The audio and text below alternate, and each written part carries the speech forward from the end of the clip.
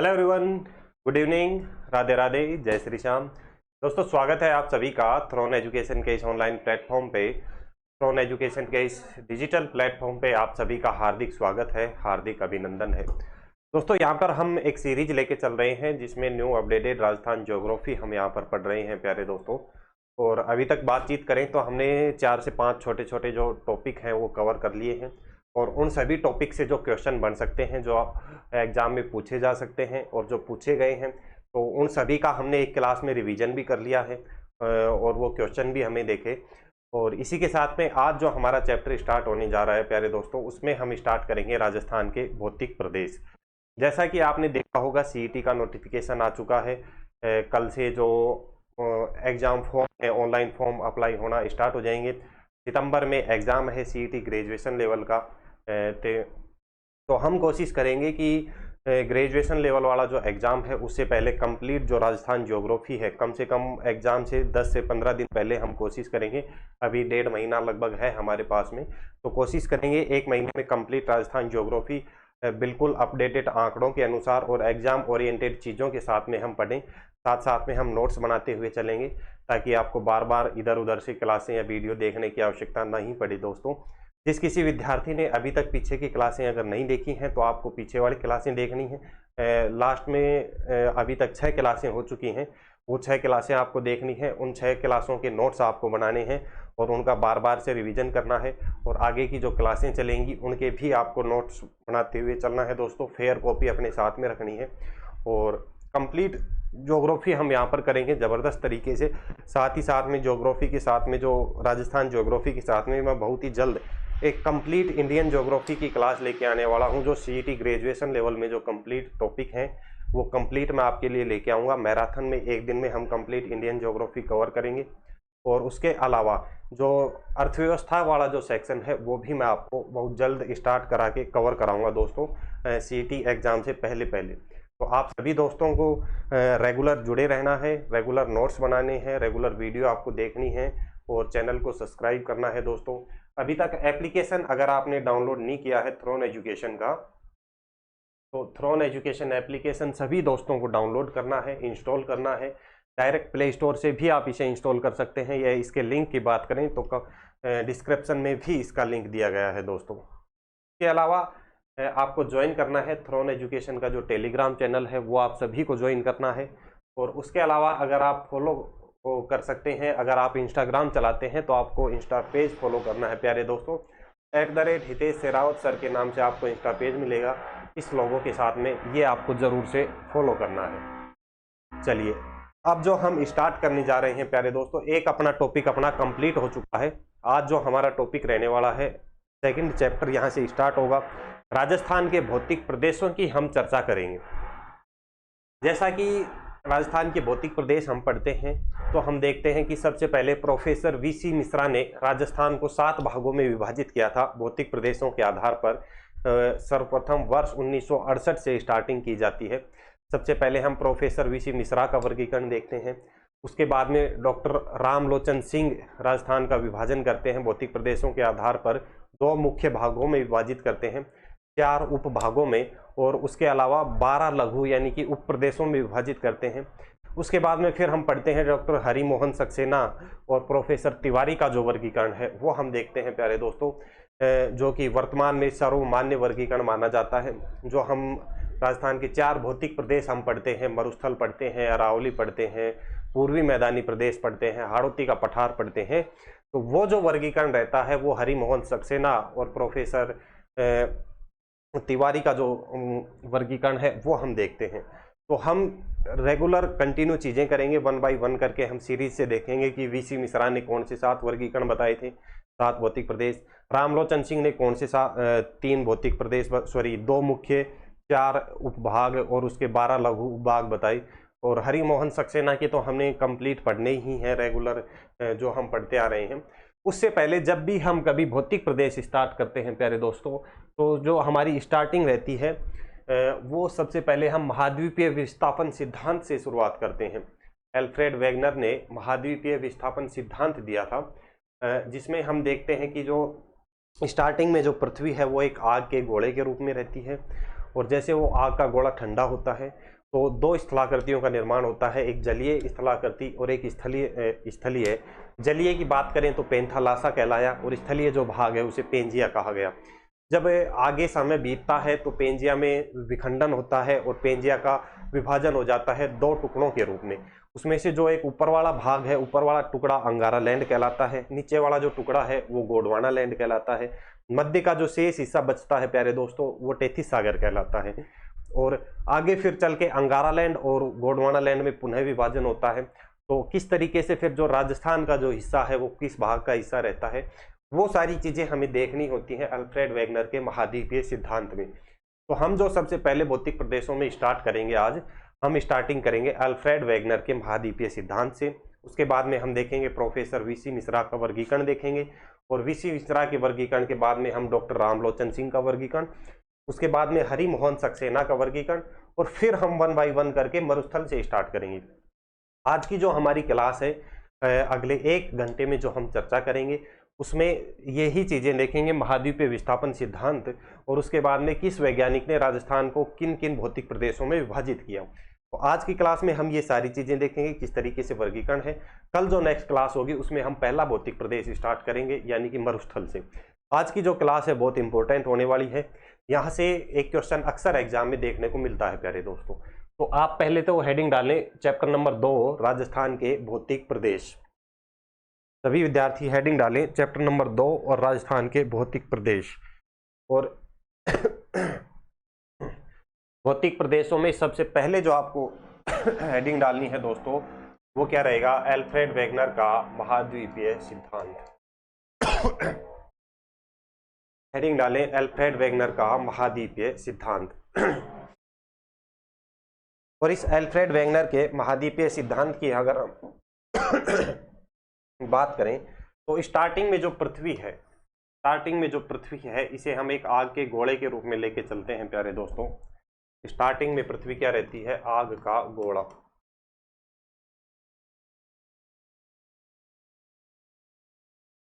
Starting में पृथ्वी एक आग के गोले के रूप में रहती है।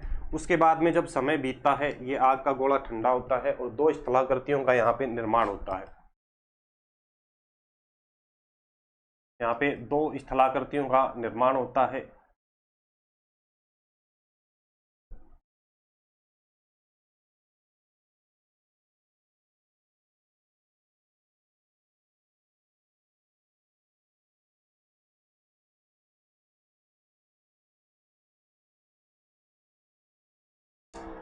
एक तो इसमें रहता है स्थलीय भाग और एक जो रहेगा प्यारे दोस्तों जलीय भाग। ये वाला जो हिस्सा है ये कौन सा, स्थलीय भाग।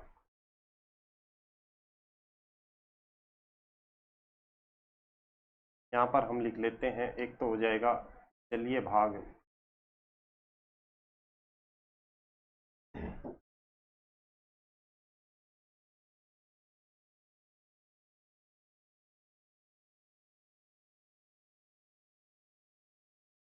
एक तो हुआ जलीय भाग, और इस जलीय भाग को क्या कहते हैं प्यारे दोस्तों, पेंथालासा।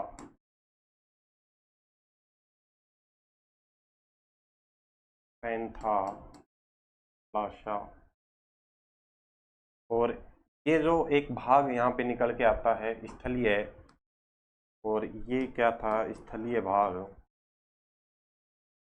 और ये स्थलीय भाग क्या कहलाएगा दोस्तों, पेंजिया।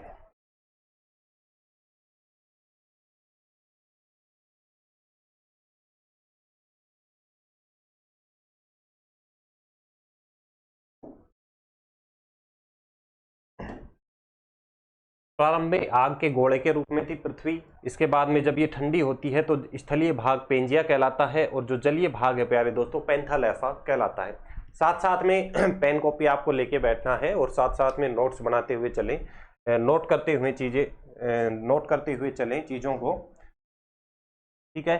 तो फिर पुनः समय जब बीतेगा आगे जो ये पेंजिया जो है, स्थलीय जो भाग है, इस पेंजिया में विखंडन होता है। इस पेंजिया में विखंडन होगा और ये दो टुकड़ों में विभाजित हो जाएगा। दो टुकड़ों में इसका विभाजन हो जाएगा। विभाजन होने के बाद में जो ऊपर वाला टुकड़ा है ये कहलाएगा प्यारे दोस्तों अंगारा लैंड।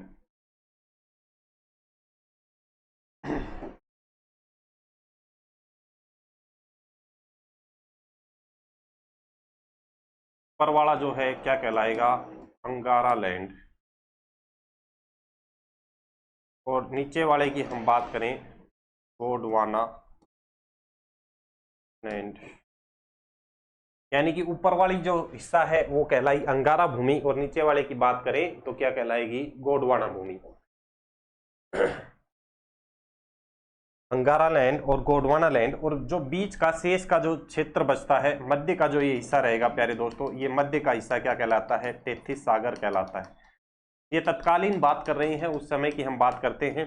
उस समय अंगारा लैंड और गोंडवाना लैंड के मध्य का जो भाग था वो क्या कहलाता था प्यारे दोस्तों, तेथिस सागर कहलाता था। ये क्या हो जाएगा, तेथिस सागर, तेथिस सागर, ये हुआ तेथिस सागर। उसके बाद में फिर अंगारा लैंड और गोंडवाना लैंड में पुनः विभाजन होता है प्यारे दोस्तों, और यहाँ से महाद्वीपों की उत्पत्ति होती है, जो वर्तमान में हम यहाँ पे महाद्वीप पढ़ते हैं। अंगारा लैंड में जब विखंडन होता है तो यहाँ पर जो महाद्वीपों का निर्माण होता है, उत्तरी अमेरिका महाद्वीप। अंगारा लैंड से कौन कौन से महाद्वीप निकलेंगे तो आप नोट करें, उत्तरी अमेरिका महाद्वीप पहला यहाँ से निकलता है, उत्तरी अमेरिका महाद्वीप, उत्तरी अमेरिका महाद्वीप। सेकंड जो यहाँ से निकलेगा, उत्तरी अमेरिका के बाद में जो निकल के आएगा ग्रीनलैंड, कौन सा, ग्रीनलैंड।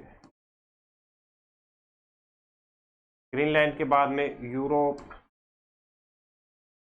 उत्तरी अमेरिका, ग्रीनलैंड, यूरोप, एशिया महाद्वीप जो है,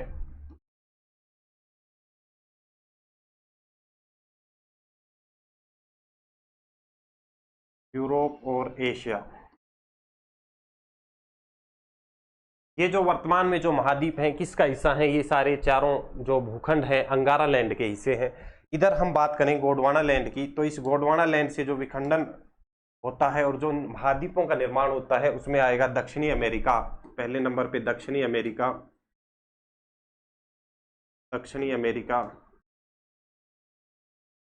दक्षिणी अमेरिका के बाद में सेकंड नंबर पर आता है अफ्रीका। अफ्रीका के बाद में प्यारे दोस्तों हम देखते हैं जो प्रायद्वीपीय भारत, जो हम देखते हैं कौन सा, प्रायद्वीपीय भारत का हिस्सा, प्रायद्वीपीय भारत। प्रायद्वीपीय भारत के बाद में जो चौथा भूखंड यहाँ पर आएगा ऑस्ट्रेलिया का आता है प्यारे दोस्तों, कौन सा, ऑस्ट्रेलिया, बिल्कुल।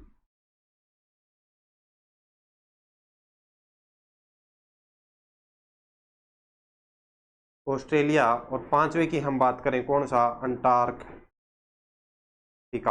पांचवा कौन सा आएगा, अंटार्कटिका। तो अंगारा लैंड से इन चार भूखंडों का निर्माण होता है और गोंडवाना लैंड से इन 5 भूखंडों का निर्माण होता है। ये बात अपने को याद रखनी है। जब यहाँ पे अंगारा लैंड, इसमें तत्कालीन बात करें तो तत्कालीन जो भारत की स्थिति है कुछ इस तरीके से रहती है, यानी कि जो भारत है वो किस किस का हिस्सा है, तेथिस सागर और गोंडवाना लैंड का हिस्सा रहता है भारत। यानी कि अंगारा लैंड से भारत के साथ में कोई लेना देना नहीं है और ना ही कुछ राजस्थान के साथ में लेना देना है। किस किस का हिस्सा रहेगा, भारत, तेथिस सागर और किसका, गोंडवाना लैंड का। पुनः राजस्थान के संदर्भ में अपने से क्वेश्चन पूछा जाएगा तो भी हमें क्या याद रखना है, जो राजस्थान में जो भूखंड पाए जाते हैं वर्तमान में जो भौतिक प्रदेश हैं वो किस किस के हिस्से हैं, वो तेथिस सागर और गोंडवाना लैंड के हिस्से हैं। जब हम राजस्थान में चर्चा करेंगे मरुस्थल की और पूर्वी मैदान की, तो मरुस्थल और जो पूर्वी मैदान का जो हिस्सा है वो तो किसका अवशेष माना जाता है, तेथिस सागर का अवशेष माना जाता है। और बाद में जो हम देखेंगे अरावली पर्वतमाला और जो हाड़ौती का जो पठार है, नीचे वाला जो हिस्सा है प्यारे दोस्तों, वो गोंडवाना लैंड का हिस्सा माना जाता है। तो ये बातें अपने को याद रखनी है। ये जो स्थिति है ये किसकी है, आपको याद रखनी है, ये भारत की स्थिति है। तत्कालीन भारत कुछ इस तरीके से था, तो ये आपको याद रखनी है। भारत किसका अवशेष रहेगा, तेथिस सागर और गोंडवाना लैंड का। आपसे ऑप्शन में क्वेश्चन पूछ लिया जाए तो अंगारा लैंड से संबंधित यहाँ पर कुछ भी नहीं है। अंगारा लैंड का ना तो भारत के साथ में कोई लेना देना है, ना ही राजस्थान के साथ में कोई लेना देना है। इस चीज में आपको बिल्कुल भी कंफ्यूज नहीं होना है प्यारे दोस्तों। यहाँ तक चीजें एक बार आप नोट कर लें, दोबारा से देखें। स्टार्टिंग में पृथ्वी एक आग के गोले के रूप में रहती है। जब ये आग का गोला ठंडा होता है तो यहाँ पर 2 भूखंडों का निर्माण, 2 स्थलाकृतियों का निर्माण होता है। एक जलीय स्थलाकृति हो जाएगी और एक कौन सी, स्थलीय। इस जलीय भाग की अगर हम यहाँ पे बात करें तो ये जलीय भाग क्या कहलाएगा दोस्तों, पैंथालासा कहलाता है। ये जलीय भाग क्या कहलाता है? पैंथालासा।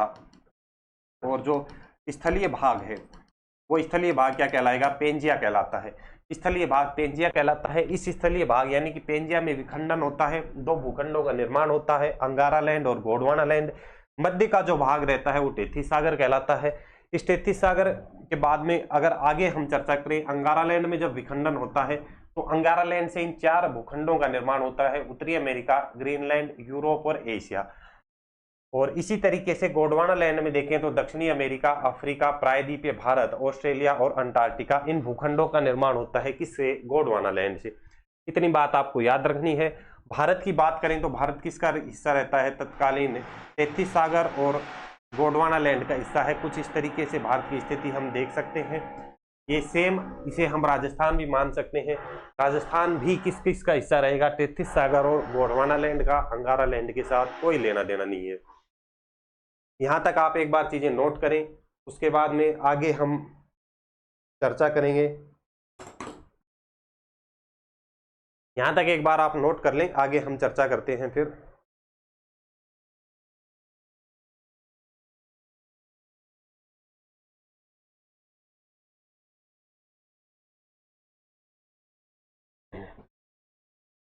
उसके बाद में आपको एक नोट लिखना है।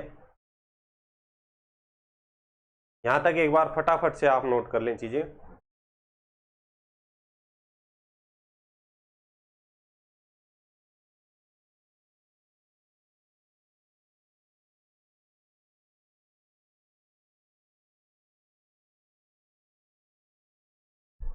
आप डायग्राम से चीजें समझ सकते हैं। इसको लिखवाने की मेरे हिसाब से कोई जरूरत नहीं है कि एल्फ्रेड वेगनर ने प्रारंभ में पृथ्वी को एक आग के गोले के रूप में माना, उसके बाद में कालांतर में जब आग का गोला ठंडा होता है तो 2 स्थलाकृतियों का निर्माण होता है। जो जलीय भाग है वो पैंथालासा कहलाता है, स्थलीय भाग है वो पेंजिया कहलाता है। दूसरा पॉइंट आप ये लिखें। उसके बाद में जब इसमें विखंडन होगा तो ये चीजें जो हमने बताई तो आप डायग्राम से अच्छे से समझ सकते हैं। और आगे नेक्स्ट आपको एक नोट डालना है दोस्तों। यहां पर एक नोट डाल के लिखें, चीजें नोट करें।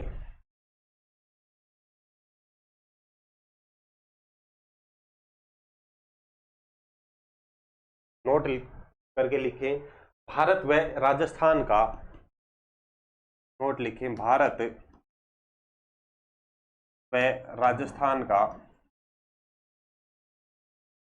भारत व राजस्थान का अंगारा लैंड के साथ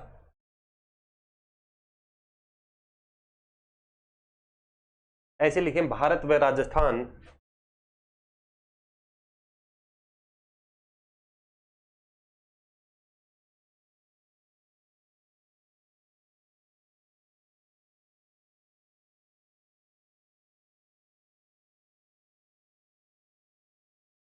भारत व राजस्थान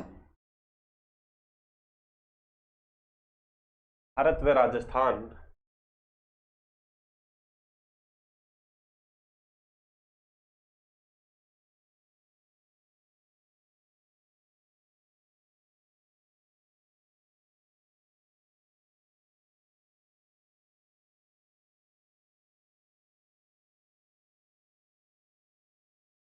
भारत व राजस्थान, गोंडवाना लैंड और टेथीस सागर, गोंडवाना लैंड और टेथीस सागर, टेथीस सागर के अवशेष हैं। टेथीस सागर के अवशेष, टेथीस सागर के अवशेष हैं।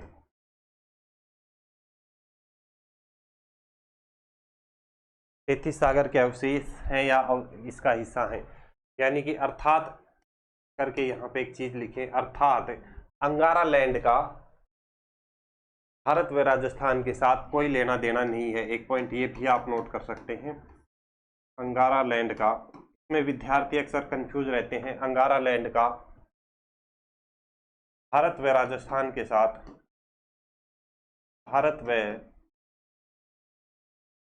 राजस्थान के साथ,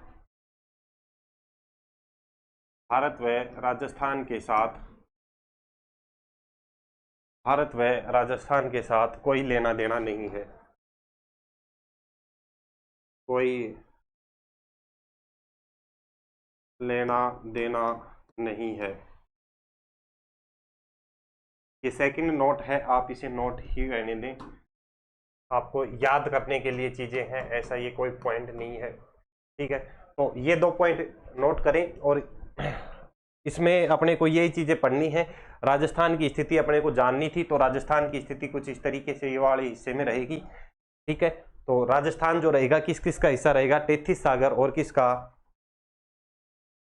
राजस्थान के बारे में अगर आपसे पूछ लिया जाए तो किसका हिस्सा रहेगा, गोंडवाना लैंड और तेथिस सागर का हिस्सा रहेगा राजस्थान। ठीक है, अब इसमें तेथिस सागर के हिस्से में कौन से भाग आएंगे, और बात करें तो जो तेथिस सागर में कौन कौन सा हिस्सा आएगा, जो मरुस्थल है और जो पूर्वी मैदानी प्रदेश है वो तो तेथिस सागर, और गोंडवाना लैंड की अगर बात करें तो अरावली और जो हाड़ौती का पठार है वो इसके हिस्से रहेंगे। ठीक है, ये बातें आपको याद रखनी है, यहाँ तक नोट करें। और उसके बाद में नेक्स्ट आगे अब हम चर्चा करेंगे हमारा जो सबसे पहले जो हम बात कर रहे थे प्रोफेसर वीसी मिश्रा के वर्गीकरण के बारे में। जब भी हम राजस्थान में वर्गीकरण पढ़ते हैं तो सबसे पहले जो राजस्थान के भौतिक प्रदेशों का वर्गीकरण किया था प्रोफेसर वीसी मिश्रा ने किया था। राजस्थान का सर्वप्रथम जो विभाजन भौगोलिक दृष्टि से जो किया गया है और जो हमें पढ़ा जाता है वीसी मिश्रा का, तो आपको हेडिंग डालनी है नेक्स्ट। यहां तक ये चीजें नोट करने के बाद में आपको हेडिंग डालनी है प्रोफेसर वीसी मिश्रा का वर्गीकरण। आपको हेडिंग डालनी है प्रोफेसर वीसी मिश्रा का वर्गीकरण, प्रोफेसर वीसी मिश्रा,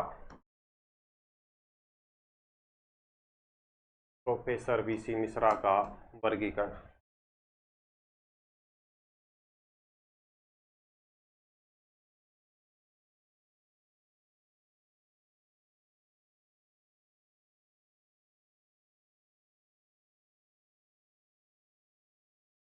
आपसे पूछ लिया जाए कि सर्वप्रथम राजस्थान का जो भौगोलिक दृष्टि से विभाजन किया था तो किसने किया था, आपको 4 ऑप्शन मिल सकते हैं, वीसी मिश्रा, हरिमोहन सक्सेना, राम लोचन सिंह, डॉक्टर राम लोचन सिंह का नाम अजय, और तीसरे चौथे में अगर हम बात करें हरिमोहन सक्सेना, प्रोफेसर तिवारी का नाम अजय। ठीक है, इस तरीके से क्वेश्चन आपसे पूछा जा सकता है। तो सर्वप्रथम भौगोलिक दृष्टि से जो वर्गीकरण किया था किसने किया था प्यारे दोस्तों, वीसी मिश्रा ने किया था। किसने किया था, वीसी मिश्रा ने। तो यहाँ पर 2-3 पॉइंट आपको नोट करने हैं, के बाद में हम ये चीजें देखेंगे किस तरीके से थी। पहला वर्गीकरण हम पढ़ेंगे प्रोफेसर वीसी मिश्रा का। प्रोफेसर वीसी मिश्रा ने 1968 में राजस्थान को 7 भागों में विभाजित किया और इन्होंने अपनी एक पुस्तक लिखी प्यारे दोस्तों, राजस्थान का भूगोल। उस राजस्थान का भूगोल नामक पुस्तक में इन्होंने राजस्थान को 7 भागों में विभाजित करके दर्शाया। पहला इन्होंने जो भाग बताया, क्या बताया, राजस्थान का भौतिक प्रदेश, शुष्क पश्चिमी मैदान, शुष्क पश्चिमी मैदान। दूसरा जो भाग इन्होंने बताया कौन सा बताया, अर्ध शुष्क पश्चिमी मैदान या मरुस्थलीय क्षेत्र। तीसरा जो इन्होंने भाग बताया कौन सा, नहरी प्रदेश बताया। चौथा जो भौतिक प्रदेश इन्होंने बताया, अरावली बताई। पांचवी कौन सा बताया, पूर्वी औद्योगिक कृषि क्षेत्र। सातवें छठे की बात करें तो चंबल बीहड़ क्षेत्र। छठवा कौन सा था, चंबल बीहड़ क्षेत्र।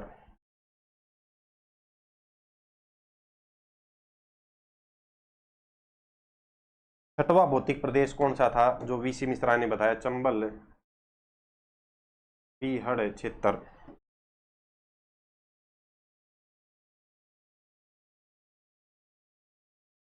चंबल बीहड़ क्षेत्र। और सातवें की बात करें दोस्तों कौन सा था, दक्षिणी कृषि औद्योगिक क्षेत्र। कौन सा, दक्षिणी कृषि औद्योगिक क्षेत्र। ये 7 भौतिक प्रदेशों में संपूर्ण राजस्थान को विभाजित किया किसने, प्रोफेसर वीसी मिश्रा ने। दोबारा से देखें, जैसा आपको याद करने में कोई दिक्कत नहीं होगी, अभी जो हम वर्तमान में पढ़ते हैं यही चीजें पढ़ते हैं, एक बार दोबारा देख सकें। स्टार्टिंग हम इधर से करेंगे, बिल्कुल शुष्क से। शुष्क के बाद में हमें पढ़ना है अर्धशुष्क, अर्धशुष्क के बाद हम चलते हैं नहरी प्रदेश में। सेम यही अभी हम पढ़ते हैं, जब मरुस्थल पढ़ते हैं तो यही चीजें अभी हमें पढ़ने को मिलती हैं। सबसे पहले शुष्क में शुष्क आएगा, उसके बाद में अर्ध शुष्क, फिर हम चलते हैं नहरी। नहरी प्रदेश के बाद में प्यारे दोस्तों आएगी अरावली। अरावली के बाद में एक तो कौन सा हो जाएगा, पूर्वी कृषि औद्योगिक क्षेत्र, और उसके बाद में 6वें नंबर पर यहाँ पर बीहड़ क्षेत्र आ जाएगा, जो कि बीहड़ क्षेत्र के बाद में पूर्वी के बाद में दक्षिणी कृषि औद्योगिक क्षेत्र, जो हाड़ौती के आसपास का क्षेत्र है वो कौन सा कहलाया, दक्षिणी कृषि औद्योगिक क्षेत्र। ठीक है, तो वीसी मिश्रा में 4-5 पॉइंट बना के आपको लिखने हैं। वीसी मिश्रा के वर्गीकरण में 4 पॉइंट आप नोट करके लिखें। सबसे पहला पॉइंट आपको लिखना है सर्वप्रथम राजस्थान का विभाजन।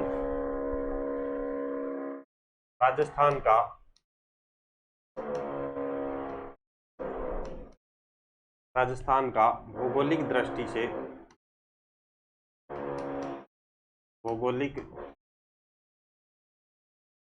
राजस्थान का भौगोलिक दृष्टि से सर्वप्रथम विभाजन,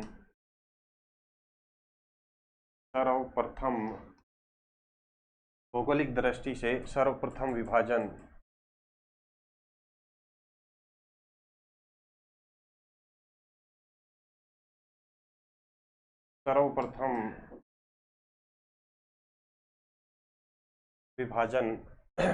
प्रोफेसर वीसी मिश्रा ने किया।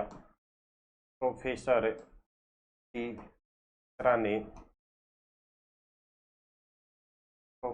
वीसी मिश्रा ने किया।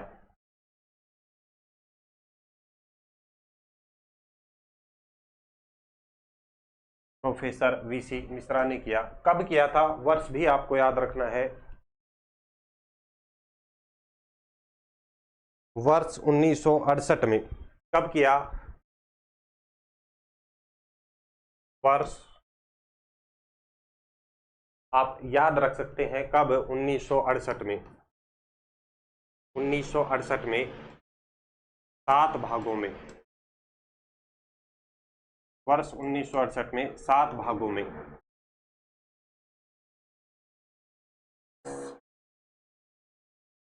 वर्ष 1968 में 7 भागों में इन्होंने ये वर्गीकरण दर्शाया। और किसमें दर्शाया, इन्होंने किसमें दर्शाया वर्गीकरण, अपनी पुस्तक, एक इनकी पुस्तक थी, कौन सी, राजस्थान का भूगोल। अपनी पुस्तक कौन सी थी, राजस्थान का भूगोल।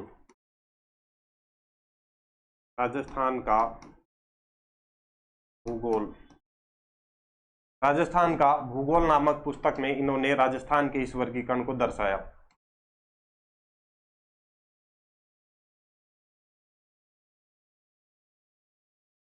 कौन सी पुस्तक थी प्यारे दोस्तों इनकी, राजस्थान का भूगोल नामक पुस्तक में इन्होंने ये वर्गीकरण दर्शाया।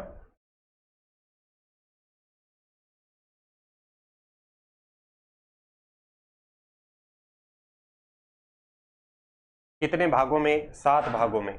कितने भागों में किया, 7 भागों में। कब किया, 1968 में। कब किया, 1968 में। तो ये कुछ पॉइंट है जो वीसी मिश्रा के बारे में आपको याद रखने हैं। 7 भागों के नाम आपको याद रखने हैं। यहां तक एक बार आप नोट कर लें।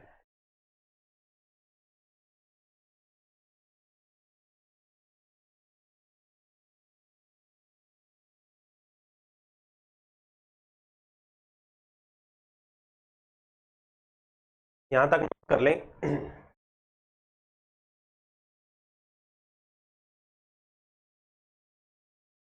ये मैप भी आप इस तरीके से कुछ बना सकते हैं, एक रॉ मटेरियल कच्चा डायग्राम बना के।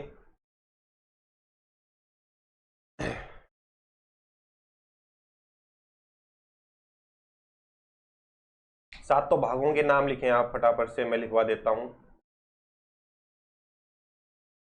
पहला कौन सा, शुष्क पश्चिमी मैदान। पहला कौन सा, शुष्क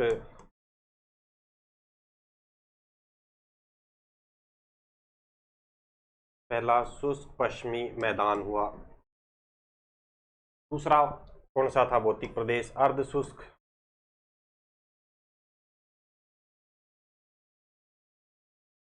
साथ साथ में नोट करना है आपको, अर्ध शुष्क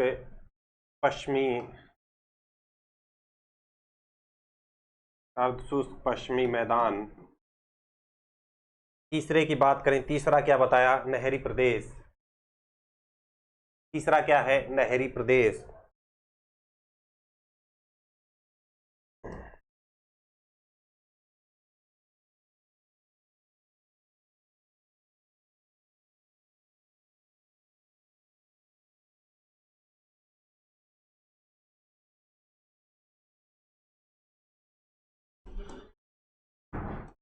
तीसरा नहरी प्रदेश, चौथा कौन क्या है दोस्तों? अरावली।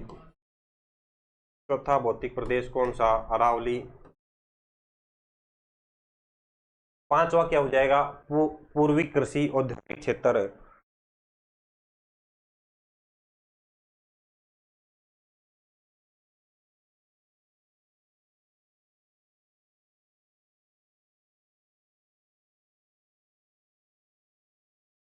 पूर्वी कृषि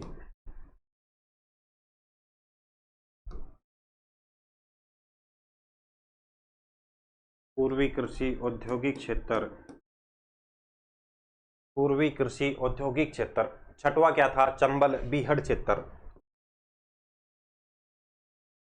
चंबल बीहड़ क्षेत्र। और सातवां भौतिक प्रदेश जो वीसी मिश्रा ने बताया, कौन सा? दक्षिणी कृषि औद्योगिक क्षेत्र। दक्षिणी कृषि औद्योगिक क्षेत्र।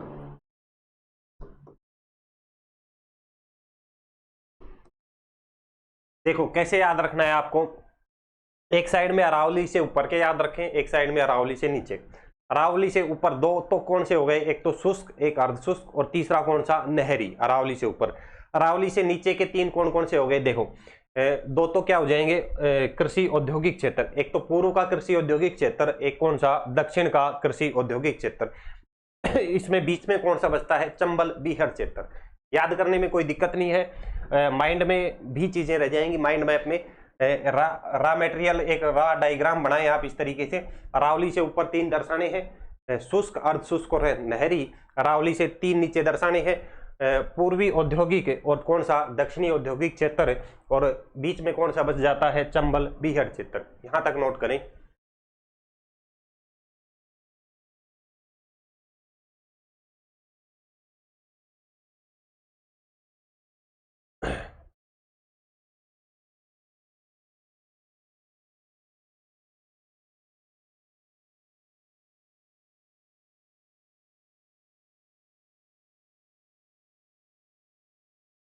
चलिए वीसी मिश्रा के बाद में नेक्स्ट हम चर्चा करते हैं। वीसी मिश्रा का हमने देखा। वीसी मिश्रा के बाद में सेकंड नंबर पर जो हम देखते हैं दोस्तों, डॉक्टर रामलोचन सिंह का देखते हैं, जिन्होंने 1971 में राजस्थान का विभाजन किया भौतिक प्रदेशों के आधार पर दो भागों में। दो मुख्य भागों में कौन कौन से? एक तो कहलाया राजस्थान और एक कहलाया राजस्थान का पठार। वीसी मिश्रा के बाद में हम देखते हैं कौन सा? डॉक्टर रामलोचन सिंह का वर्गीकरण।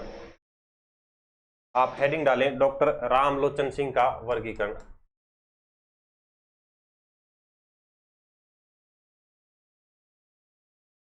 डॉक्टर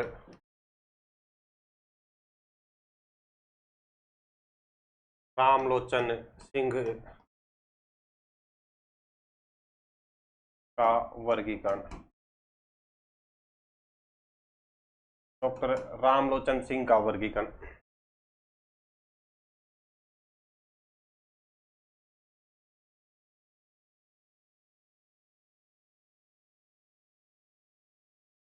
हेडिंग डालें, डॉक्टर रामलोचन सिंह का वर्गीकरण। डॉक्टर रामलोचन सिंह की बात करें तो इन्होंने राजस्थान को दो भागों में विभाजित किया। कितने भागों में दोस्तों? दो भागों में इन्होंने राजस्थान को विभाजित किया। और ये दो भाग कौन कौन से थे? इन्होंने इस अरावली पर्वत श्रृंखला के ऊपर का जो हिस्सा है, ये कौन सी है? अरावली। ये क्या है? अरावली। अरावली से ऊपर का जो संपूर्ण हिस्सा है उसको इन्होंने क्या नाम दिया प्यारे दोस्तों? क्या नाम दिया? राजस्थान। अरावली से ऊपर के संपूर्ण हिस्से को क्या नाम दिया इन्होंने? राजस्थान। और अरावली से नीचे वाला जो हिस्सा है देश, उसको क्या नाम देते हैं? राजस्थान का पठार। अरावली से नीचे का जो हिस्सा है उसको क्या नाम देते हैं? राजस्थान का पठार।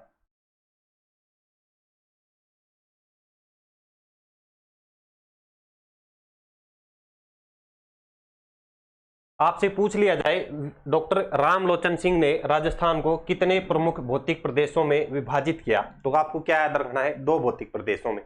मुख्य रूप से पूछे तो राजस्थान और कौन सा? राजस्थान का पठार। कौन से हो गए? राजस्थान और राजस्थान का पठार, दो भागों में। उसके बाद में फिर ये क्या करते हैं डॉक्टर रामलोचन सिंह, ये जो राजस्थान इन्होंने बताया, इस राजस्थान का विभाजन कर देते हैं दो भागों में। कौन से दो भाग? इसके दो भाग कौन से रहेंगे?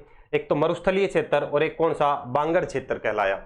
इसी तरीके से जो नीचे वाला जो हिस्सा है, जो राजस्थान का पठार यानी कि अरावली से नीचे का जो शेष हिस्सा बचता है, उसका पुनः दो भागों में विभाजन करते हैं, अरावली का पठार और किसमें? चंबल बेसिन में। अरावली का पठार और चंबल बेसिन में।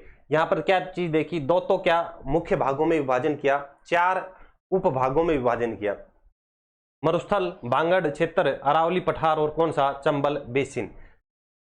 ठीक है। उसके बाद में ये जो चार उप विभाजन इन्होंने किया, इन चारों को छोटे छोटे 12 और लघु उप भागों में विभाजित करते हैं। जैसे इस मरुस्थलीय क्षेत्र में ये विभाजन करते हैं इसको बीकानेर, बाड़मेर और जैसलमेर के रूप में। जो ये बांगड़ प्रदेश है, इस बांगड़ प्रदेश का विभाजन करते हैं घग्गर क्षेत्र, शेखावटी क्षेत्र, नागौरी उच्च भूमि और कौन से? लूणी बेसिन में विभाजित करते हैं। अरावली को पुनः 3 भागों में विभाजित करते हैं। कौन कौन से? उत्तरी अरावली, मध्य अरावली और कौन सी? दक्षिणी अरावली। इस चंबल बेसिन का विभाजन कर देते हैं 2 भागों में। कौन सा? एक तो निम्न चंबल बेसिन और एक कौन सा? मध्य चंबल बेसिन। इन दो में इसका विभाजन कर देते हैं।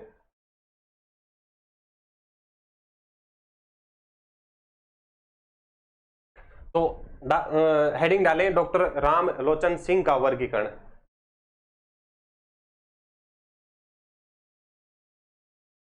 सबसे पहले 2 पॉइंट नोट करें, उसके बाद में हम ये विभाजन देखते हैं। वर्ष 1971 में डॉक्टर रामलोचन सिंह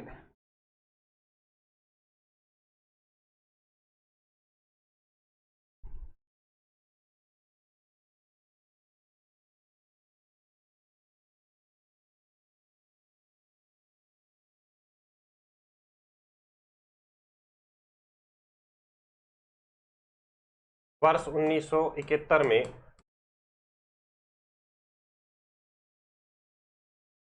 राजस्थान का विभाजन, राजस्थान का विभाजन 2 भागों, 2 भागों में करते हैं। 2 भागों में, 4 उप भागों में, 2 भागों, 4 उप भागों और 12 लघु भागों में, 12 लघु भागों में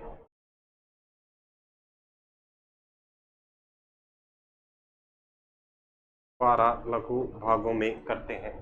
ये बात आपको याद रखनी है, यानी कि 12 उप प्रदेशों में विभाजित करते हैं। नोट नीचे डाल सकते हैं आप नोट करके। टोटल कितने भागों में डॉक्टर रामलोचन सिंह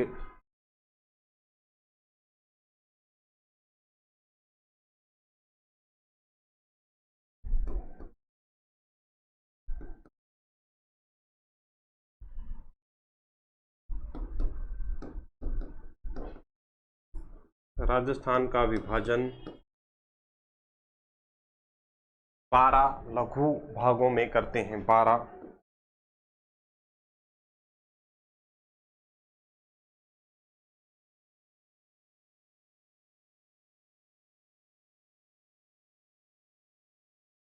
टोटल कितने में करते हैं? 12 लघु भागों में इसका विभाजन करते हैं राजस्थान का। कितने? 12 लघु। अब देखिए एक बार एक फ्लो चार्ट में इनको हम दर्शा लेते हैं, वहां देखते हैं। डायग्राम आपको बनाना है, डायग्राम नोट करें। अरावली के ऊपर का जो संपूर्ण हिस्सा है वो क्या कहलाएगा? राजस्थान। और इससे अरावली के नीचे का जो संपूर्ण जो हिस्सा है वो क्या कहलाता है प्यारे दोस्तों? राजस्थान का पठार कहलाता है। देखिए नेक्स्ट स्लाइड पे हम देखते हैं रामलोचन सिंह का पीछे वाला। अगर आपने नोट नहीं किया है तो आप नोट कर लें।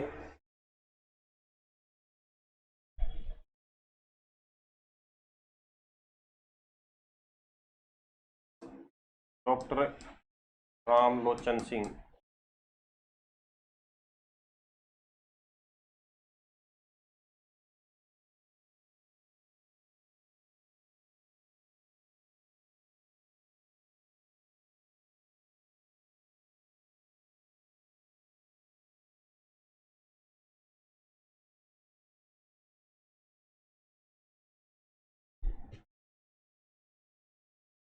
क्या बताया, मुख्य रूप से दो भाग कौन से, पहला तो विभाजन करते हैं राजस्थान के रूप में, पहला क्या कहलाया, राजस्थान, और दूसरा क्या था, राजस्थान का पठार।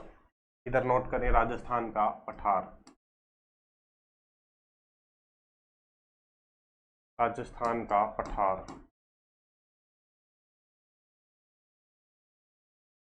फिर हमने क्या देखा, ये जो हमने देखा कौन सा, राजस्थान, अरावली से ऊपर वाला भाग क्या कहलाया, राजस्थान। इस राजस्थान का विभाजन हुआ दो भागों में, एक तो मरुस्थलीय क्षेत्र और एक कौन सा कहलाया, बांगर क्षेत्र। एक मरुस्थलीय और एक कौन सा, बांगर क्षेत्र। तो यहां पर नोट करें, का विभाजन पुनः दो भागों में, एक तो मरुस्थलीय क्षेत्र,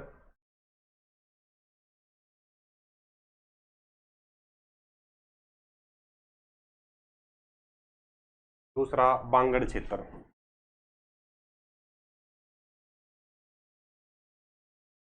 एक तो मरुस्थलीय क्षेत्र, एक कौन सा, बांगड़ क्षेत्र।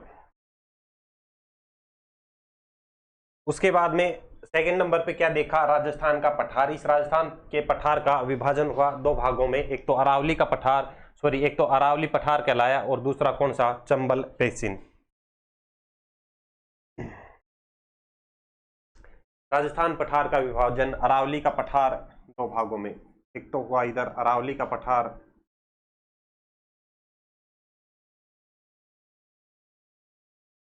अरावली का पठार, और दूसरा कौन सा, चंबल बेसिन।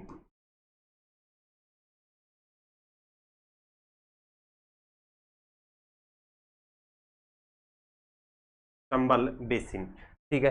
अब इस मरुस्थलीय क्षेत्र की बात करते हैं। इस मरुस्थलीय क्षेत्र का विभाजन होता है पुनः तीन भागों में, और ये बीकानेर, बाड़मेर और जैसलमेर नाम इसको देते हैं। तीन भागों में करते हैं, एक कहलाता है बीकानेर, बाड़मेर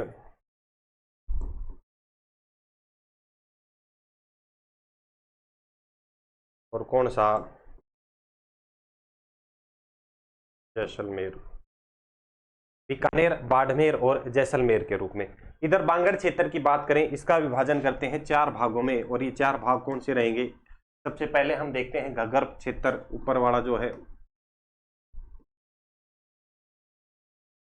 घग्गर, के बाद में आता है शेखावटी क्षेत्र,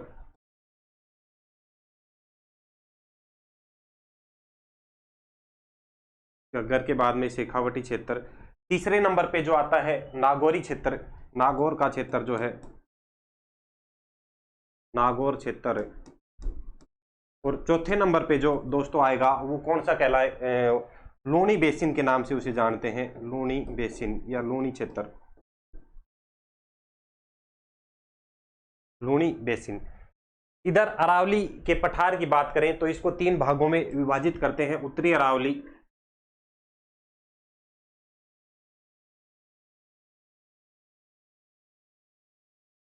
के बाद में मध्य अरावली,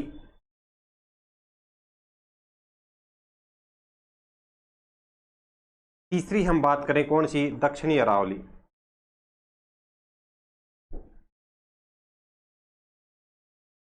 तीसरी हम बात करें क्या कहलाती है, दक्षिणी अरावली। इधर चंबल बेसिन की फिर बात करें, चंबल बेसिन का पुनः दो भागों में विभाजन करते हैं, निम्न चंबल बेसिन और मध्य चंबल बेसिन, दो भागों में, निम्न चंबल बेसिन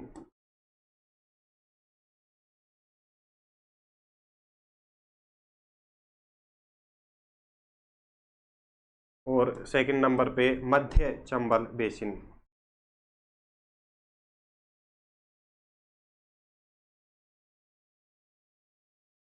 तो ये था जो रामलोचन सिंह ने राजस्थान का वर्गीकरण किया था। एक बार दोबारा देखें, हमने क्या बताया, इन्होंने दो भागों में, दो मुख्य भाग कौन कौन से हुए, राजस्थान और राजस्थान का पठार। दो मुख्य भाग कौन से हुए, राजस्थान और राजस्थान का पठार, राजस्थान और राजस्थान का पठार। उसके बाद में क्या कहा, चार उपभागों में, चार उपभाग कौन कौन से हुए, मरुस्थलीय क्षेत्र, बांगड़ क्षेत्र, अरावली का पठार और चंबल बेसिन। उसके बाद में नेक्स्ट हमने क्या बताया, 12 लघु भागों में विभाजन किया, और ये 12 लघु भाग कौन से हुए, तीन तो ये हुए बीकानेर, बाड़मेर, जैसलमेर, चार ये हुए घग्गर, शेखावटी, नागौरी क्षेत्र और लूणी क्षेत्र, चार और तीन 7, और तीन ये हुए उत्तरी अरावली, मध्य अरावली, दक्षिणी अरावली, और 2 ये हुए निम्न चंबल बेसिन और मध्य चंबल बेसिन। टोटल कितने उपभाग हो गए, कितने लघु प्रदेश हो गए, तो 12 लघु प्रदेशों में। ठीक है, यही बात हमने नोट करके यहाँ पे लिखी, 12 लघु भागों में विभाजित किया रामलोचन सिंह ने। यहाँ से आपको 2-3 बातें यही याद रखनी है कि ये वर्गीकरण कब करते हैं, 1971 में। कितने भागों में, आपसे क्वेश्चन ये पूछ सकता है, रामलोचन सिंह राजस्थान का वर्गीकरण कितने मुख्य भागों में करते हैं, तो आपको ऑप्शन देना है 2। अगर उपभागों की पूछ लें तो आपको ऑप्शन देना है 4, आंसर देना है 4 उपभागों में।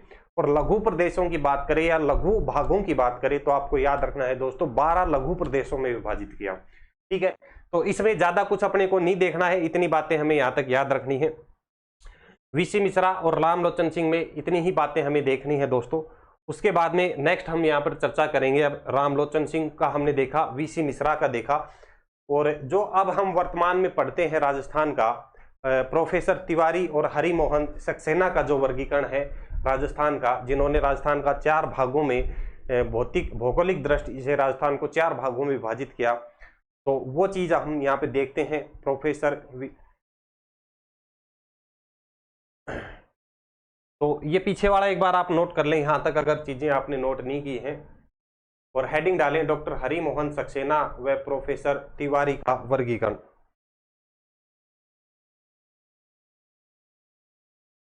यहां पे आपको हेडिंग डालनी है 3 नंबर पे,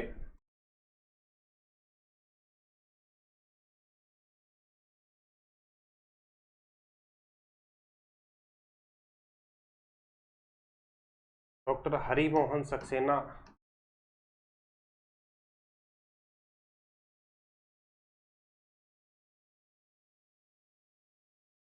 प्रोफेसर तिवारी, हरिमोहन सक्सेना व प्रोफेसर तिवारी का वर्गीकरण।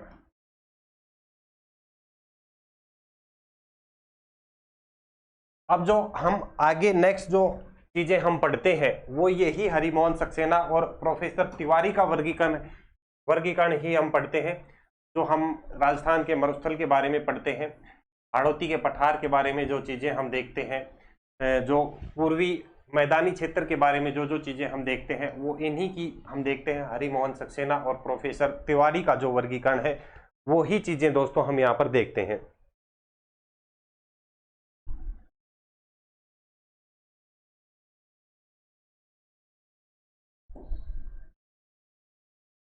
हेडिंग डाल लें, हरिमोहन सक्सेना व प्रोफेसर तिवारी का वर्गीकरण। ये वर्गीकरण करते हैं राजस्थान का वर्गीकरण 4 भागों में। कितने भागों में, 4 भागों में। भौगोलिक दृष्टि से जो राजस्थान का सर्वमान्य वर्गीकरण है वो इन्हीं का आता है। 4 भागों में राजस्थान का विभाजन करते हैं। एक तो कौन सा हो जाएगा, पश्चिमी रेतीला मैदान। पहला कौन सा हो जाएगा, पश्चिमी रेतीला मैदान। सेकंड नंबर पे कौन सा आता है, अरावली। सेकंड नंबर पे क्या आती है, अरावली। तीसरा कौन सा, पूर्वी मैदानी प्रदेश। और चौथे की बात करें कौन सा, हाड़ौती का पठारी प्रदेश। हाड़ौती का पठारी प्रदेश। उसके बाद में जब हम देखते हैं जो ये 50 सेंटीमीटर समवर्षा रेखा है, ये अरावली को अलग करती है मरुस्थलीय प्रदेश से। या फिर हम यूं भी कह सकते हैं कि जो राजस्थान का 2 भागों में विभाजन करती है, कौन सी रेखा, 50 सेंटीमीटर समवर्षा रेखा। और जो ये 25 सेंटीमीटर समवर्षा रेखा है, ये कौन सी है, 25 सेंटीमीटर समवर्षा रेखा। 25 सेंटीमीटर समवर्षा रेखा, ये वाली जो आप देख रहे हैं ये कौन सी है, 25 सेंटीमीटर समवर्षा रेखा। ये जो मरुस्थलीय प्रदेश है उसका विभाजन करती है 2 भागों में, यानी कि शुष्क मरुस्थलीय प्रदेश और अर्ध शुष्क। ये जो मरुस्थलीय प्रदेश है उसमें डिवाइड करती है 25 सेंटीमीटर समवर्षा रेखा। हरिमोहन सक्सेना की 2-3 पॉइंट आपको याद रखने हैं। राजस्थान का सर्वमान्य भौगोलिक वर्गीकरण माना जाता है। 1994 में ये वर्गीकरण करते हैं। इनकी एक पुस्तक है राजस्थान का पारदेशिक भूगोल नामक पुस्तक में ये अपने इस वर्गीकरण को दर्शाते हैं। और कितने भागों में, 4 भागों में दर्शाते हैं। यहाँ पर आप 2-3 पॉइंट नोट कर सकते हैं। चीजें एक बार देख लें किस तरीके से इन्होंने वर्गीकरण दर्शाया, बाकी तो डिटेल में चीजें हमें पढ़नी ही है इनकी। भौगोलिक दृष्टि से इसमें एक पॉइंट नोट करें,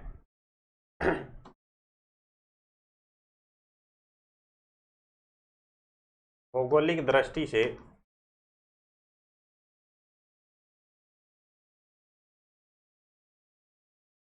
ये डायग्राम आपको बनाना है, रॉ मटेरियल कच्चा डायग्राम आप बना सकते हैं। राजस्थान का मैप बनाने के बाद में बीच का जो कौन सा हो जाएगा, ये अरावली श्रृंखला हो जाएगी। ये वाली कौन सी है, अरावली, ठीक है। अरावली से ऊपर क्या हो जाएगा, मरुस्थलीय क्षेत्र। इससे नीचे कौन सा, पूर्वी मैदानी क्षेत्र, ये जो आप देख रहे हैं। और चौथा कौन सा, दक्षिणी का हाड़ौती का पठार या दक्षिणी पूर्वी पठारी प्रदेश, ठीक है। ये आप बनाने के बाद में तीन चार जो मुख्य पॉइंट है जो यहाँ से क्वेश्चन बनते हैं वो आपको नोट करने हैं। भौगोलिक दृष्टि से राजस्थान का सर्वमान्य वर्गीकरण, दृष्टि से राजस्थान का सर्वमान्य वर्गीकरण, सर्वमान्य वर्गीकरण, सर्वमान्य वर्गीकरण डॉक्टर हरिमोहन सक्सेना, हरिमोहन सक्सेना, डॉक्टर हरिमोहन सक्सेना,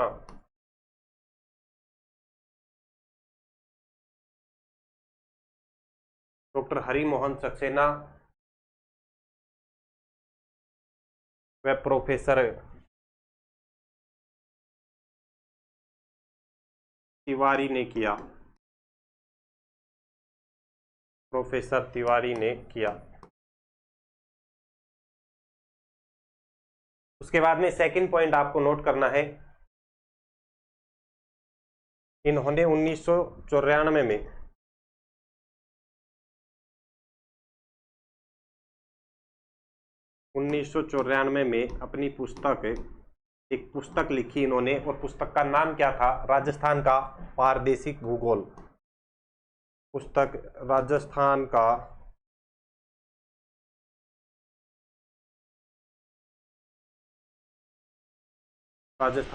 प्रादेशिक भूगोल,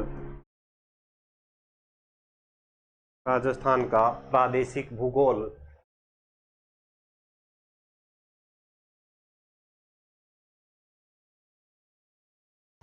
में भौगोलिक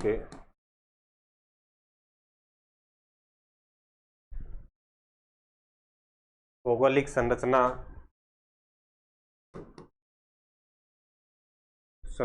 व उच्चावचों के आधार पर,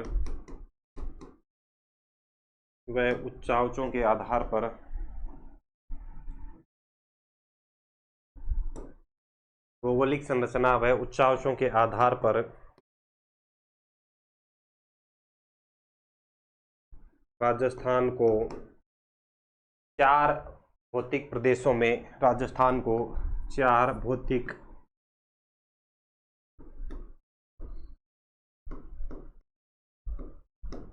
भौतिक प्रदेशों में विभाजित किया।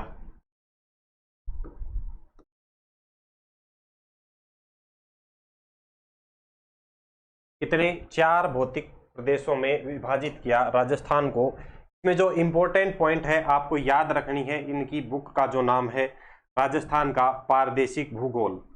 बुक का क्या नाम रहेगा, राजस्थान का पारदेशिक भूगोल। सर्वमान्य वर्गीकरण आपसे पूछा जाए राजस्थान के भौतिक प्रदेशों में तो किसका रहता है, हरिमोहन सक्सेना का।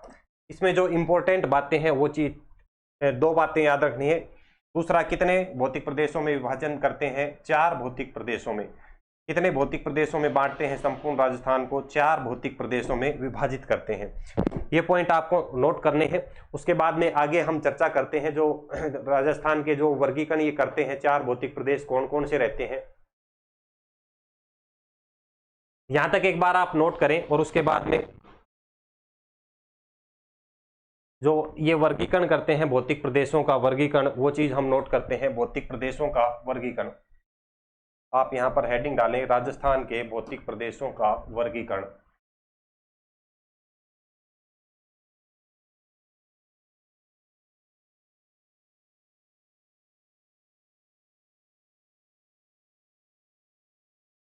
राजस्थान के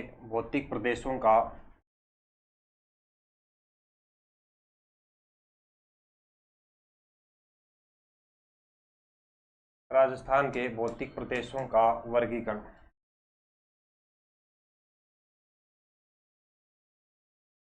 राजस्थान के भौतिक प्रदेशों का वर्गीकरण, ये आप हेडिंग डालें। यहाँ पर हम एक फ्लो चार्ट बनाएंगे, एक फ्लो डायग्राम बनाएंगे।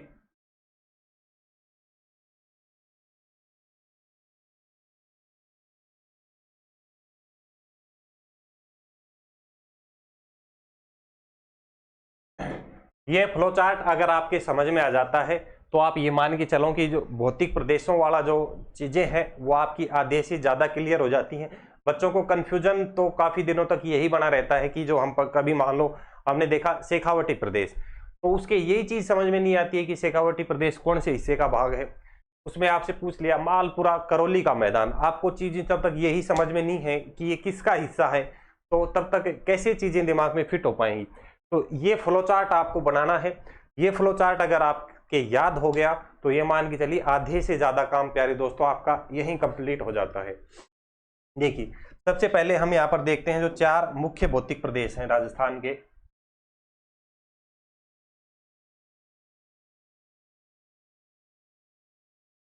साथ साथ में बनाते हुए चले आप, कंप्लीट भौतिक प्रदेशों को यही खत्म कर देंगे इस एक फ्लो चार्ट में। पहला कौन सा है? पश्चिमी मरुस्थलीय क्षेत्र। पश्चिमी मरुस्थलीय क्षेत्र, पहला पश्चिमी मरुस्थलीय क्षेत्र। दूसरा कौन सा? अरावली पर्वतीय क्षेत्र।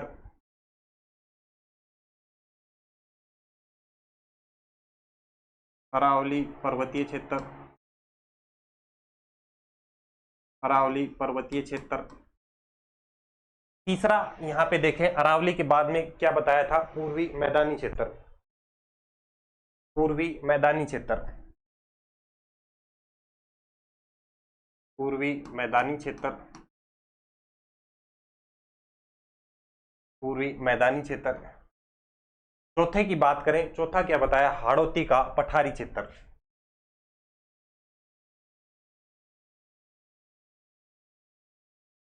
हाड़ौती का पठारी क्षेत्र।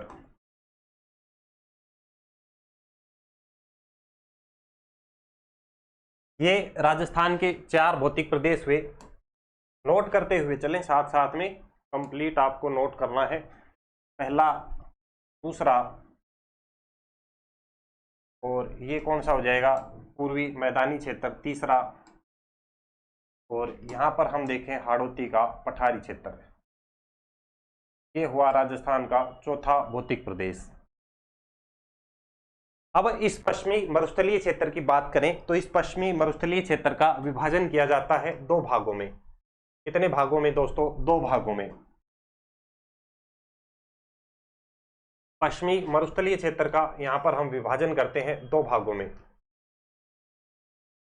एक तो कहलाता है शुष्क मरुस्थल और दूसरा कहलाता है अर्ध शुष्क मरुस्थल। एक तो कहलाएगा शुष्क मरुस्थल, एक कहलाएगा शुष्क मरुस्थल, दूसरा कहलाएगा अर्ध शुष्क मरुस्थल।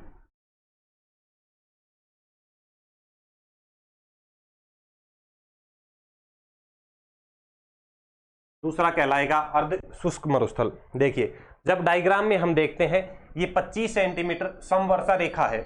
इस 25 सेंटीमीटर समवर्षा रेखा के पश्चिम का जो हिस्सा है वो तो कहलाएगा शुष्क मरुस्थल, और इसके जो पूर्व का जो हिस्सा है अरावली, और इस 25 सेंटीमीटर समवर्षा रेखा के मध्य का जो क्षेत्र है ये वाला जो आप देख रहे हैं ये क्या कहलाएगा दोस्तों? अर्ध शुष्क मरुस्थलीय क्षेत्र। क्या कहलाएगा? अर्ध शुष्क मरुस्थलीय क्षेत्र। ठीक है, आगे जब हम देखते हैं इस शुष्क और अर्ध शुष्क मरुस्थल में इसका विभाजन आगे और किया जाता है। इस शुष्क मरुस्थल का विभाजन किया जाता है 2 भागों में। एक तो ये रहता है बालू का स्तूप युक्त क्षेत्र, इसमें क्या आएगा? बालू का स्तूप,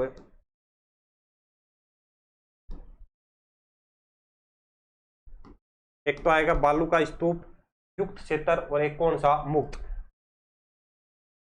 बालू का स्तूप मुक्त। ठीक है, यानी कि एक हिस्सा तो ऐसा है जिसमें बालू का स्तूप बने हुए हैं, दूसरा हिस्सा ऐसा है जो बालू का स्तूपों से खाली है, उसमें कोई बालू का स्तूप देखने को नहीं मिलते। इस बालू का स्तूप युक्त क्षेत्र की बात करें तो बालू का स्तूप युक्त क्षेत्र की बात करें तो ये कितना हिस्सा है, 58.5% हिस्सा, 58.5% हिस्सा कैसा है, बालू का स्तूप युक्त है। और इससे बालू का स्तूप मुक्त की बात करें तो शेष कितना बचता है इसका, 41.5% हिस्सा, 41.5% हिस्सा कैसा है, बालू का स्तूप मुक्त। कितना, 41.5% हिस्सा। इसकी बात हो रही है शुष्क मरुस्थल की, यानी कि 25 सेंटीमीटर जो समवर्षा रेखा है उसके पश्चिम की जो बात कर रहे हैं वो चल रही है। दूसरा, जब हम बात करते हैं इस अर्ध शुष्क मरुस्थल की, तो इस अर्ध शुष्क मरुस्थल को 4 भागों में डिवाइड करते हैं। यानी कि ये वाला जो हिस्सा है, ये वाला आप देख रहे हो, ये अर्ध शुष्क मरुस्थल कहलाएगा। और इसका विभाजन करते हैं 4 भागों में। एक तो कौन सा हो जाएगा, घग्गर प्रदेश कहलाता है, ये ऊपर वाला हिस्सा।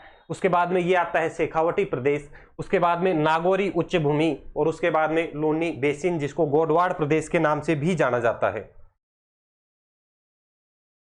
इस अर्ध शुष्क मरुस्थल में आप नोट करें कौन से, एक तो कौन सा बताया, घग्गर प्रदेश, घग्गर प्रदेश पहला। दूसरे की बात करें, दूसरा कौन सा, शेखावटी प्रदेश, शेखावटी प्रदेश। तीसरे की बात करें, शेखावटी के बाद में तीसरा कौन सा, नागौरी उच्च भूमि,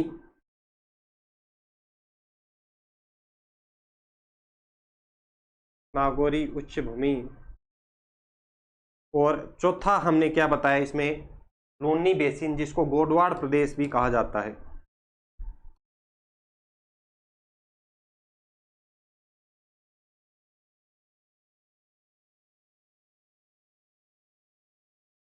लूनी बेसिन, या इसका अन्य नाम क्या हो जाएगा, गोडवाड़ प्रदेश।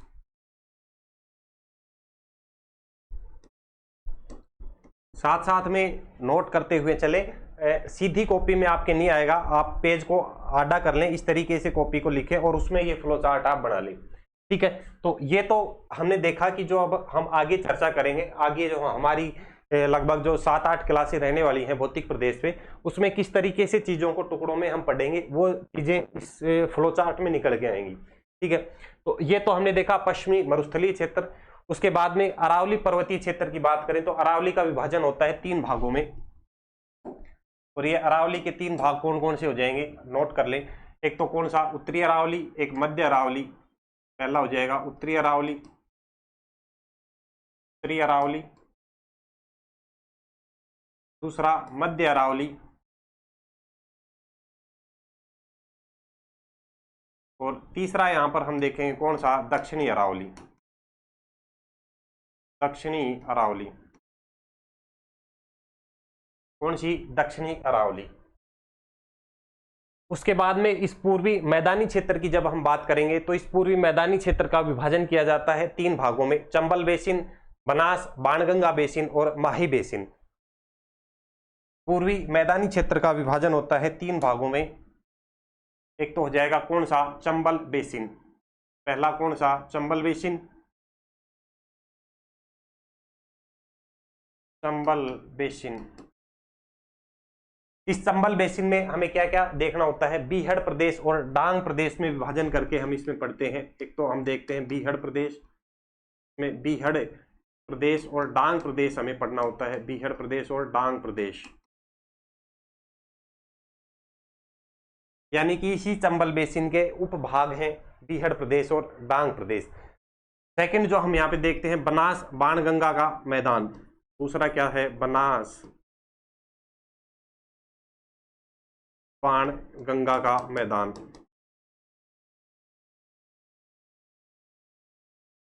बनास बाणगंगा का मैदान इसमें देखते हैं, जिसमें हम पढ़ते हैं रोही का मैदान, मालपुरा करौली का मैदान, पीडमांड का मैदान, और कौन सा, खैराड़ प्रदेश जो हम पढ़ते हैं किसमें, बनास बाणगंगा के मैदान में। तीसरे नंबर पे हम बात करें तो तीसरे नंबर पे हम क्या पढ़ेंगे दोस्तों, माही बेसिन। इस पूर्वी मैदान में तीसरे नंबर पर हम क्या पढ़ते हैं, माही बेसिन, माही बेसिन। और बात करें इस माही बेसिन की तो इस माही बेसिन में हम क्या देखते हैं, 56 का मैदान देखते हैं, कांठल का मैदान देखते हैं, और जो वागड़ प्रदेश हम पढ़ते हैं वो किस में आता है, इसी माही बेसिन में आता है।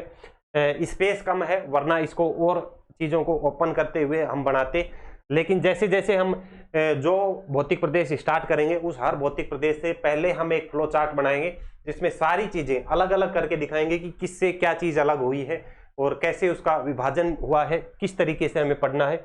आगे हम चीजें देखेंगे बिल्कुल अलग करते हुए। और जैसे हाड़ौती के पठारी क्षेत्र की बात करें तो इसका विभाजन किया जाता है दो भागों में। एक तो यहाँ पे विंध्यन कगार क्षेत्र आ जाएगा, इसमें कौन सा आ जाएगा, एक तो विंध्यन कगार क्षेत्र, विंध्यन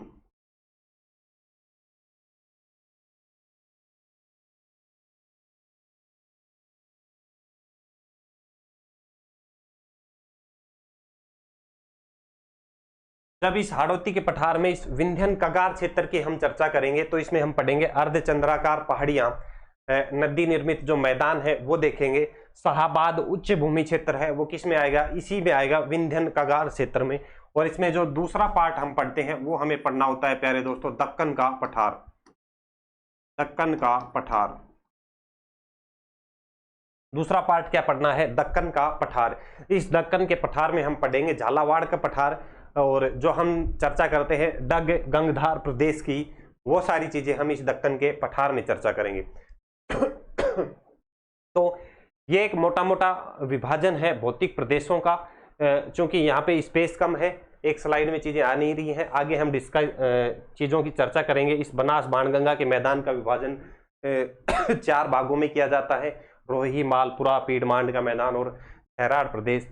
इस माही बेसिन का विभाजन 3 भागों में होता है, छप्पन का मैदान, काठल का मैदान, वागड़ प्रदेश। अगली क्लास में हम चर्चा करेंगे। आज के लिए इतनी ही चीजें हम रखते हैं। आज जो हमारी क्लास है उसमें हमने देखा कि जो वर्गीकरण है किस तरीके से किस वैज्ञानिक ने किया है। बाकी कल हम चर्चा करेंगे जो नेक्स्ट क्लास में पश्चिमी मरुस्थलीय क्षेत्र से।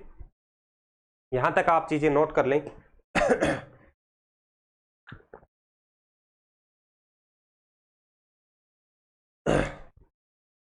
यहां तक आप नोट करें, और इसमें जो पहली जो क्लास है ये आपकी समझ में आ जाती है तो मान के चलें कि आगे की जो चीजें हैं वो आपके लिए आसान हो जाएंगी। दोबारा से देखें, वीसी मिश्रा की बात करें, वीसी मिश्रा ने वर्गीकरण किया कितने भागों में दोस्तों, कितने भागों में आपको याद रखना है, वीसी मिश्रा ने 7 भागों में वर्गीकरण किया। रामलोचन सिंह ने कितने भागों में वर्गीकरण किया, 2 मुख्य भागों में, 4 उपभागों में और 12 लघु भागों में। कितने, 12 लघु भागों में। उसके बाद हरिमोहन सक्सेना का जो हम कल से कंटिन्यू करेंगे, हरिमोहन सक्सेना का वर्गीकरण। और कल जो हमारा टॉपिक रहने वाला है नेक्स्ट क्लास में हम स्टार्टिंग करेंगे पश्चिमी मरुस्थलीय क्षेत्र से, या पश्चिम का जो मरुस्थल है उससे हम चर्चा करेंगे। यानी कि कल हमारा पहला भौतिक प्रदेश रहेगा दोस्तों। आज के लिए हम इतना ही रखेंगे। कंप्लीट नोट्स आपको साथ साथ में बनाने हैं। क्लास को अधिक से अधिक दोस्तों के साथ में शेयर करना है। हमारी कोशिश रहेगी सीईटी ग्रेजुएशन लेवल का जो ज्योग्राफी जो रहता है वो यहाँ पर हम कंप्लीट करें। उसके अलावा जो अन्य जो एग्जाम होने वाले हैं राजस्थान में, चाहे सीईटी 12th लेवल की बात करें, पशु परिचर की बात करें, और बाकी जो भी एग्जाम है read, second grade, first grade, उनसे संबंधित जो ज्योग्राफी से क्वेश्चन बन सकते हैं, बिल्कुल 0 से एडवांस लेवल तक हम चीजें लेके चलेंगे। शून्य से शिखर तक पहुंचने की हम कोशिश करेंगे दोस्तों। जैसे ही हमारा ये टॉपिक कंप्लीट होगा भौतिक प्रदेशों वाला, उसके बाद में हम इस भौतिक प्रदेशों से क्या क्या क्वेश्चन बन सकते हैं संभावित, और जो आगामी एग्जाम में आ सकते हैं, पीछे के एग्जाम में पूछे गए हैं, सारे हम देखेंगे एक क्लास में, कंप्लीट रिवीजन करेंगे। जैसा कि हमने पीछे क्लासों में किया था कि पहले हमने 4-5 टॉपिक पढ़े, उन 4-5 टॉपिकों से क्या क्या क्वेश्चन बन सकते हैं एमसीक्यू वाले, एक क्लास में हमने वो सोल्व किए। ठीक है, इसी तरीके से जो आगे की क्लासें हमारी होने वाली हैं कंटिन्यू रहेंगी। तो आपको मैं बार बार कह रहा हूं कि नोट्स बनाते हुए चलना है, आपको नोट करते हुए चलना है। बिल्कुल शून्य से शिखर वाला कंटेंट आपको यहाँ पे मिलेगा प्यारे दोस्तों। इधर उधर भटकने की आवश्यकता नहीं है। मैं आज फिर से आपको कह रहा हूं कि ज्योग्राफी के लिए आपको कहीं जाने की आवश्यकता नहीं है, मैं कंप्लीट ज्योग्राफी आपको कराऊंगा, और सीईटी ग्रेजुएशन वाले एग्जाम से पहले पहले कंप्लीट ज्योग्राफी आपको मिल जाएगी। ठीक है, कोई चिंता की बात नहीं है। कंप्लीट करने के बाद मैं कोशिश करूंगा रिवीजन भी कराऊं आपका, और याद कराने की कोशिश करूं जिन जिन टॉपिक में आपको दिक्कत होती है। ठीक है, चलिए आज के लिए इतना ही हम रखेंगे, बाकी चर्चा हम नेक्स्ट क्लास में करेंगे। सभी दोस्तों को जय हिंद, जय भारत।